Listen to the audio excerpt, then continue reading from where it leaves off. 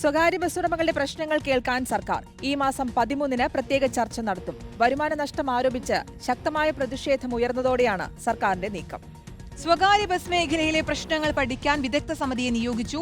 പ്രിയദർശിനി സൗജന്യ യാത്രാ പദ്ധതിയുടെ പുരോഗതിയും സമിതി പരിശോധിക്കും. റഹീസ് റഷീദുണ്ട് വിശദാംശങ്ങളുമായി. റഹീസ്, ഈ പ്രിയദർശിനി സൗജന്യ യാത്രയ്ക്ക് പിന്നാലെയുള്ള സ്വകാര്യ ബസ് ഉടമകളുടെ ദുരിതം അല്ലെങ്കിൽ വരുമാന നഷ്ടമൊക്കെ നമ്മൾ കണ്ടതാണ്, അവരുടെ പ്രതിഷേധം കേട്ടതാണ്. അപ്പോൾ എന്താണ് ഈ ബസ് ഉടമകൾക്ക്, സ്വകാര്യ ബസ് ഉടമകൾക്ക് പറയാനുള്ളത് എന്ന് കേൾക്കാൻ ഒരുങ്ങുകയാണ് സർക്കാർ. ഒപ്പം പഠിക്കാൻ വിദഗ്ധ സമിതിയെയും നിയോഗിച്ചിരിക്കുന്നു അല്ലേ?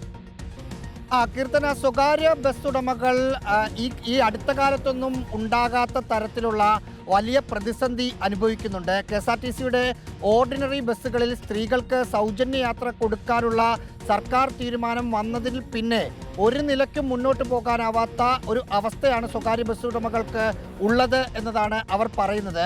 മറ്റു പല രീതികളിൽ വരുമാനം കണ്ടെത്താൻ, ഇപ്പോൾ ബസ്സിനകത്ത് വെള്ളം വെക്കുക, സ്നാക്സ് വിൽക്കുന്നതടക്കമുള്ള കാര്യങ്ങളിലേക്ക് ബസ് ജീവനക്കാർ അവരുടെ ജീവിതം മുന്നോട്ട് കൊണ്ടുപോകുന്നതിന് അത്തരം കാര്യങ്ങളിലേക്ക് കടക്കുന്ന കാഴ്ച വരെ നമ്മൾ കണ്ടു.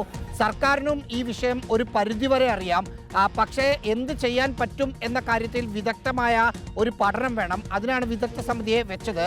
എന്ന് മാത്രമല്ല, സ്വകാര്യ ബസ് ഉടമകൾക്ക് പറയാനുള്ളത് കേൾക്കാൻ കൂടി സർക്കാർ തീരുമാനിച്ചിരിക്കുന്നു.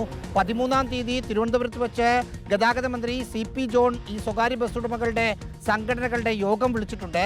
അതിൽ അവർക്ക് പറയാനുള്ള കാര്യങ്ങൾ കൂടി കേട്ടതിന് ശേഷമായിരിക്കും ഒരു തീരുമാനമെടുക്കുക.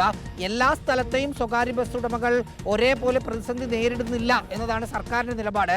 ഉദാഹരണമായി പറയുന്നത്, മലപ്പുറം പോലുള്ള, കോഴിക്കോട് പോലുള്ള ജില്ലകളിൽ KSRTC ബസ്സുകൾ വളരെ കുറവാണ്, സ്വകാര്യ ബസ്സുകളാണ് കൂടുതൽ.